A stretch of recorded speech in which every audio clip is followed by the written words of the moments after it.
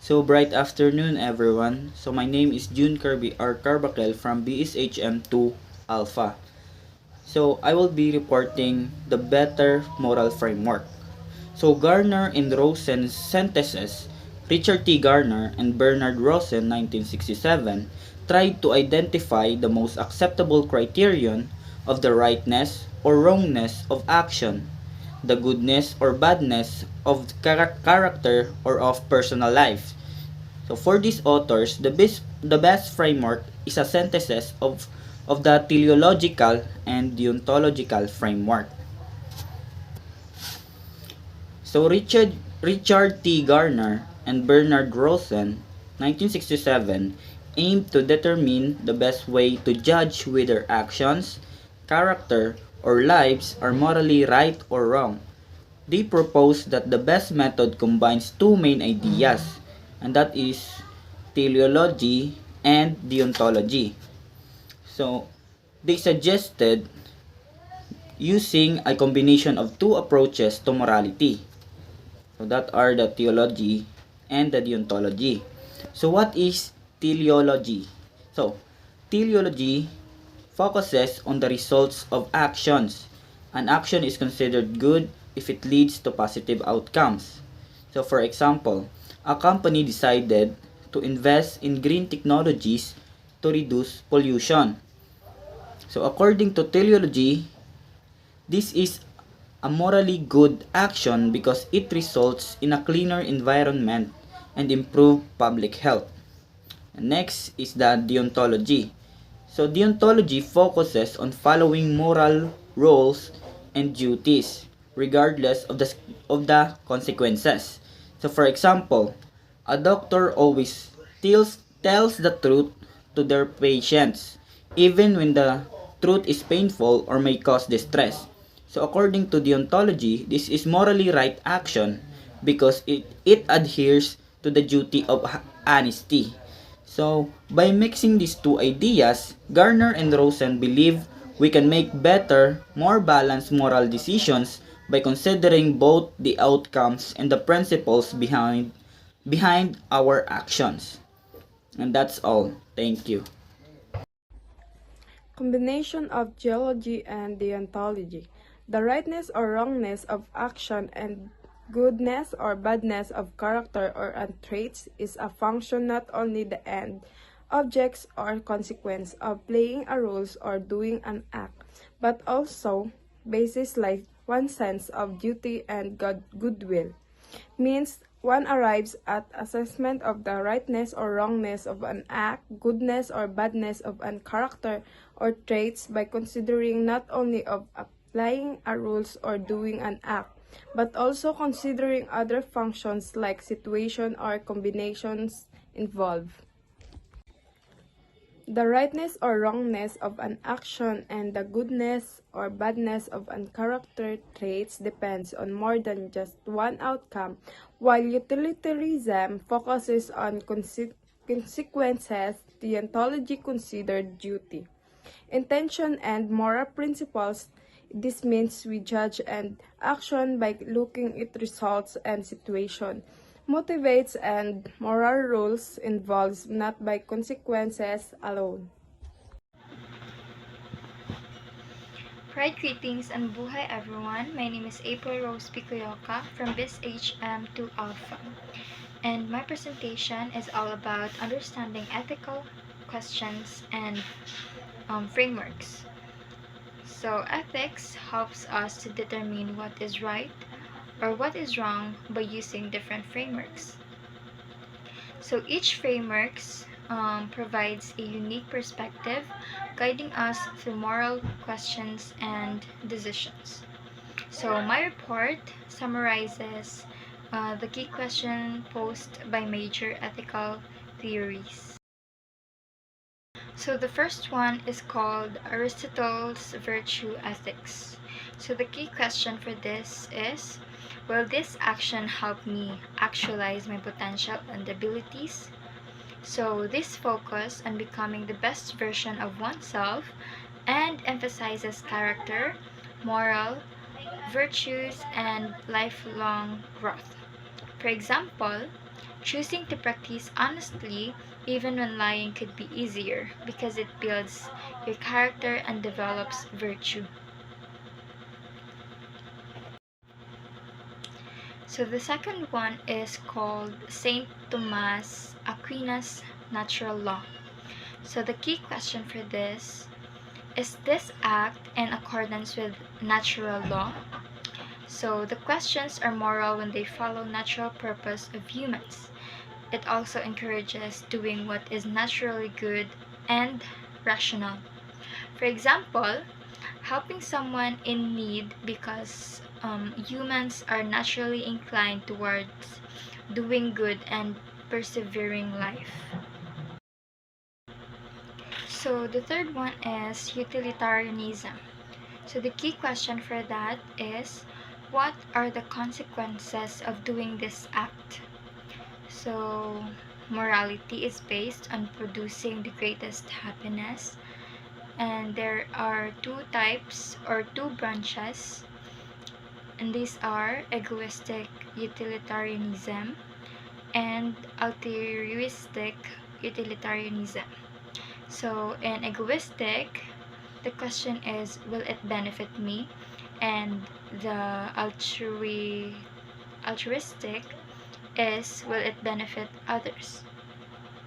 For example, a city builds a public park because it provides enjoyment for many people, maximizing overall happiness. So the fourth one is deontological ethics or duty ethics. So the key question for that is, do I see this action as my duty or obligation? So morality is based on following rules and responsibilities. There are also two types of deontological ethics. So the first one is rule deontology and act deontology. So for the rule deontology, the question for that is it my duty to follow a rule?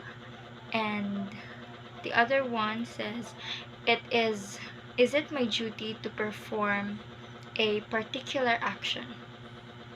So for example, returning a lost wallet because it is your duty to follow the rule of honesty, regardless of personal gain. So next to that, number 5 is situation ethics. So the key question for situation ethics is this a rule to follow or an act to do based on my ability and situation? So this decision depends on context. Flexibility is key. Love is the guiding principle. So it also asks, does love demand a creative response, even one that requires sacrifice? For example, breaking a rule like entering a restricted area to save someone in danger because love and compassion outweigh the rule. Next one is love ethical framework. So in this framework, guiding question is, does my principle of love push me to go beyond limits, even sacrificing myself? So it prioritizes unconditional love as the basis of morality.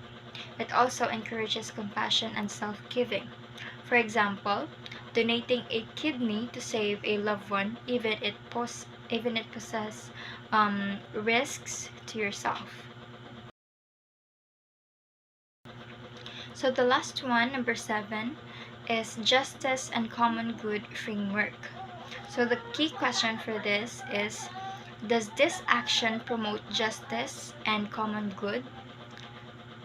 So it focuses on fairness, equality, and social harmony. It also values the welfare of the whole community. For example, implementing fair school policies that gives equal opportunity to all students regardless of background.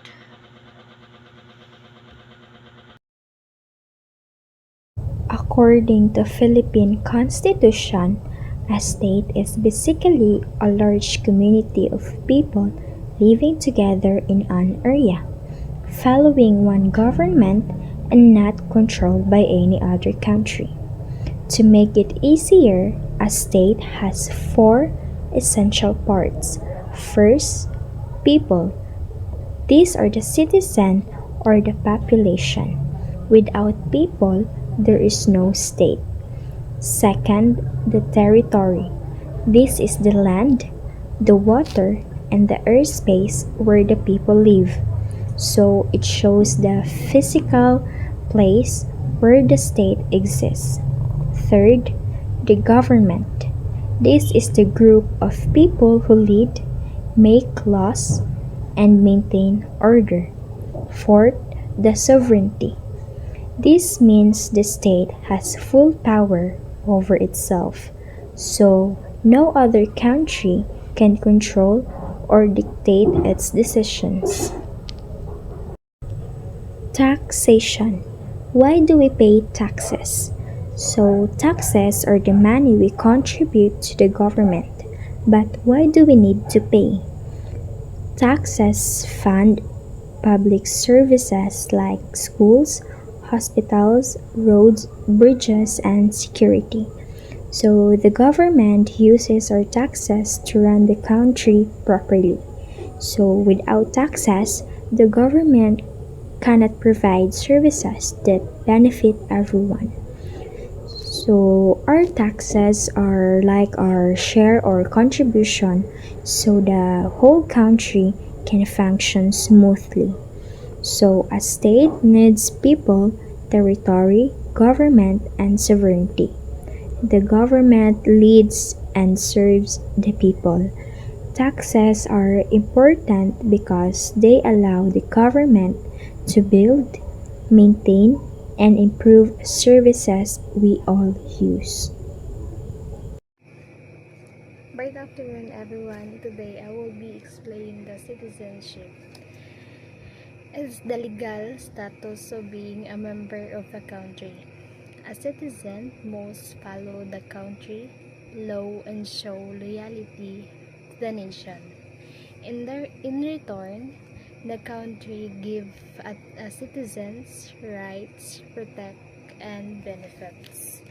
So, being a citizen also means you are part of the community that helps shape the country future. For example, ang isa ka tawo nga ginpanganak sa Pilipino ay automatic nga matawag nga Pilipinong mamayan because they must obey the Philippine law. They can vote in the national and local elections, and they can protect by the Philippine government even when traveling abroad. That's all. Thank you. Good day everyone, I am Ryan from the channel CS Tasha, and now I will explain how the idea of citizenship started and how the civic shaped the idea of being a citizen of the world. Citizenship as a concept originally comes from the Western ideas, the idea of belonging to a country, having rights and responsibilities tied to that country mostly developed in Western societies first. Now, let's look at the citizen of the world, which started with a group called Cynics. Imagine that the Cynics, as an ancient philosopher who were quite rebellious, they rejected theorizing and disdained truth. This means they weren't interested in complex philosophical arguments or what others considered the truth. They thought these things often get in the way of a good life. For cynics, a good man just live peacefully with himself in society. This means they believe true goodness came from living simply and in harmony with your own nature without chasing after external things, comfort, riches, and honors didn't count for them. They believed that things like money, fancy homes, or be, being famous were not important. In fact, they thought these things often corrupted people and took them away from what truly mattered. The cynic despised convention, not nature. Conventions refer to rules, traditions, and societal expectations that humans create, like manners, laws, or even the idea of a country. So, then nature refers to what is natural and simple.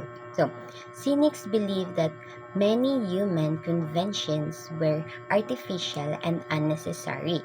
Because of this, a cynic were unconcerned with family and kinship. They didn't feel strong ties to their specific family or nation because they saw this as a human conventions, not natural necessary things. Instead, they felt like a cosmopolite or a citizen of the world. This means they saw themselves as belonging to the entire world rather than just one place or one group of people. They believed everyone was part of the same human family and the artificial borders and rules of countries didn't matter as much. In short, the cynics believe that human-made rules and attachments like country and status were not important. They focus on living simple, natural life and saw themselves as a part of the whole world, not just a not just a small part of it. Good day and mabuhay. My name is Ella Estrellas and we're discussing about political citizenship. Political citizenship. This focuses on the official and legal connection between a person and their government. It's about right, responsibility, and the roles of the state. Sociological citizenship is about this focuses on the official and social connection people have with each other and their community. It's about identity ng tao and belonging and how people relate to one another. Political, it's what's about on paper like law and constitutions. Ang sociological naman, it's practice how people live and kung paano kita mag-interact sa aton nga palibot kagbisan pa man sa mga tao. Thank you. Good afternoon everyone, my name is Rex Bigolos Jr. and I will report my topic. According to Mason, moral obligation versus legal obligation to pay tax. Stephen Mason argues that the obligation to pay tax is ultimately a legal one, not a moral one. Taxation is legalist confiscation of the money to fund state activities. Citizens must pay only what the law clearly and legally requires. A moral obligation to pay one's fair share cannot override the rule of law.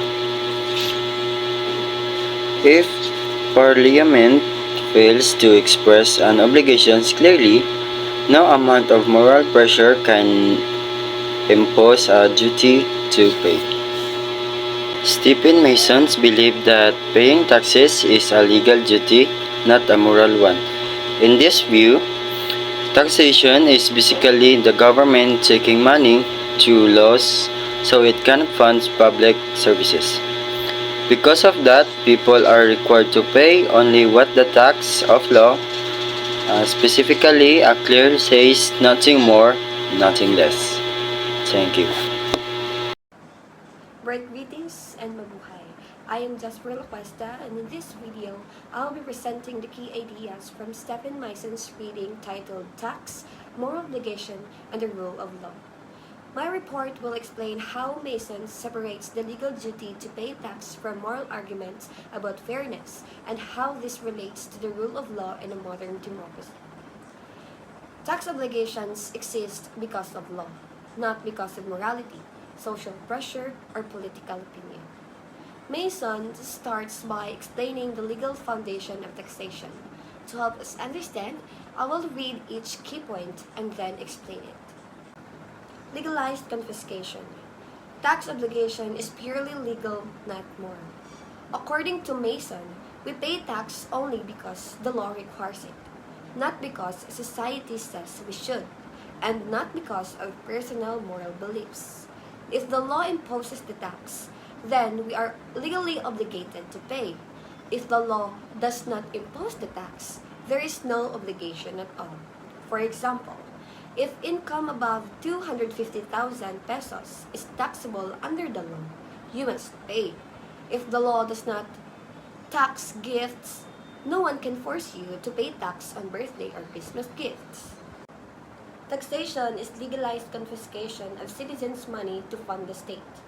Mason says taxation is the government's legal power to take part of person's income or property to fund state activities. This sounds harsh, but it is simply the reality that taxation is a compulsory system authorized by Parliament. For example, when income tax is deducted from salary, that money is legally taken to fund roads, hospitals, and education. The state can only collect tax when the clear law authorizes it. The government cannot take money from citizens unless a specific tax law allows it. There must be clear, written, legal authority before the state can collect taxes. For example, if no law creates a garbage tax, the government cannot invent one or demand payment for it. Legal obligations to pay tax come from legislation and court judgments. Mason explains that our tax duties come from two places. First, the legislation passed by Parliament. Second, court decisions that interpret and clarify the meaning of these tax laws. For example, if a business claims a deduction but the tax office disagrees, a court may decide whether the deduction is legally permitted. If tax is legally owed, failing to pay is evasion. If the law says you owe tax and you do not pay it, you are committing tax evasion. Evasion is illegal because it violates a clear legal obligation. For example, a business hiding part of its income to avoid VAT or income tax is guilty of tax evasion. If tax is not legally owed, the state has no right to the money. Mason is very clear. If a tax is not required by law, then the state has no right to take that money. There is no such thing as a moral tax debt beyond what the law states. Example, if freelance income below a certain level is tax exempt, the state cannot demand tax for that income. In the second part of his reading, Mason explains how morality and politics often confuse people about tax. Again, I will read each key point and provide an explanation. Moral obligation and fair share. Politics and media often confuse legal requirements with moral judgments. Mason says politicians and the media sometimes accuse people of doing wrong even when they're following the law perfectly. This mixes up legal compliance with moral opinion. For example, a celebrity legally uses a tax incentive program but is accused of not paying enough even though they complied with the law. Claims about paying a fair share are political or moral, not legal. Fair share is a moral or political idea, not a legal requirement. Only the law defines how much tax someone must pay. For example, when someone says the rich should pay more, that is an opinion, not a law. Parliament decides tax levels through a democratic political process. Mason explains that the amount of tax the state needs is decided through the national budget. Lawmakers elected by the people determine what taxes are raised and how the money is spent. For example, During the budget session, Parliament may vote to increase tax on alcohol or reduce tax for small businesses.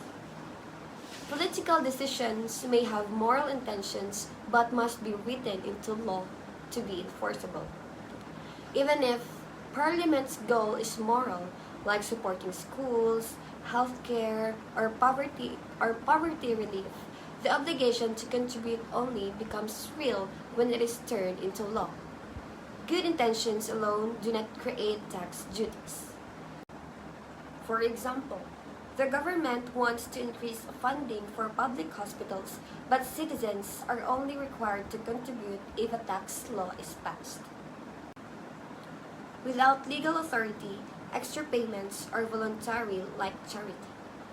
Any payment beyond what the law requires is voluntary. It is not tax, it is charity or goodwill.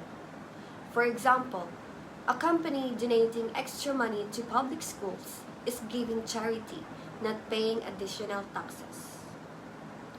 Saying people have a moral duty to pay more than the law requires undermines the rule of law. Finally, Mason warns that moral pressure to pay more tax than the law requires is dangerous. It replaces legal rules with personal or political opinions. This undermines the rule of law. For example, blaming someone for legally minimizing their taxes suggests that emotions or morals should be replaced above the law, which is not how a lawful system should operate. To conclude, Stephen Mason makes a strong distinction between legal obligations and moral expectations. We pay tax because the law requires it, not because of media pressure, political statements, or moral judgments. Only Parliament and the courts can define tax obligations, and any payment beyond what the law demands is voluntary, not compulsory. Thank you, and that ends my report. Hi everyone, I am Rachel Ann Manlanat and I am going to discuss the tax avoidance. So, tax avoidance means using legal methods to reduce the amount of tax you pay, even if some people think certain ways of avoiding tax are unfair or wrong.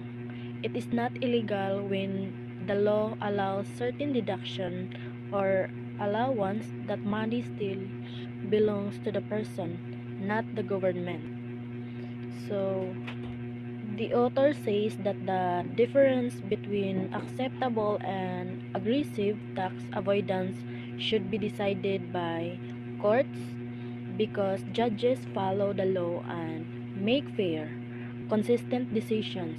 It should not be decided by media or politicians based on what they think is morally right, because that can be confuse people and make it harder to plan their finances.